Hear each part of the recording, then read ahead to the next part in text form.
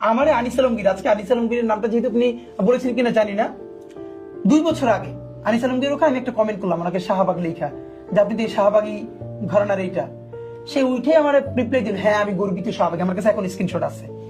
আনিস আলমগীর সাহেব এত বড় কথা বলেন না, ওনার সাথে আমার রুচিতে গুলেন, আমার অনেকগুলো টক সাথে দাওয়াত দিচ্ছে, আমি ওনার সাথে কখনো যাই না, যাই না, ন্যূনতম একটা রুচি রক্ষা করতে হবে আমার আমি বলেছি না, আমি ওনার সাথে যাবো না। উনি আমাকে বলতেছে গর্বিত শাহবাগী উনি।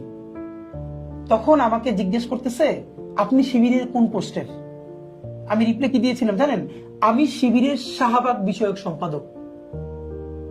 কারণ শিবিরেরও যখন কেউ বলতে পারে না এই শাহবাগ নিয়ে কথা, বাংলাদেশে যদি শাহবাগকে কেউ রিব্র্যান্ডিং করে, এটা আমরা করেছি।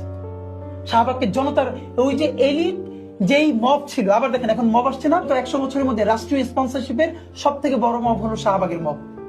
পুরো বিচার ব্যবস্থা ভেঙে দিয়ে মানুষের দেওয়া হয়েছে। এখন এটা যেহেতু বড় লোক করছে, ইংলিশে লিখছে প্ল্যাকার্ড গুলো, হ্যাঁ বিরিয়ানি খাইছে, এটা মব না, এইটা হচ্ছে আন্দোলন, দ্বিতীয় মুক্তিযুদ্ধ। আর দাবি আদায়ে জুলাইয়ের আহতরা যদি কেউ দাঁড়াই যাচ্ছে কোথাও, এটাকে আমি সমর্থন করি না, কিন্তু আমরা কিন্তু কেওয়াসের মধ্য দিয়ে যাচ্ছি।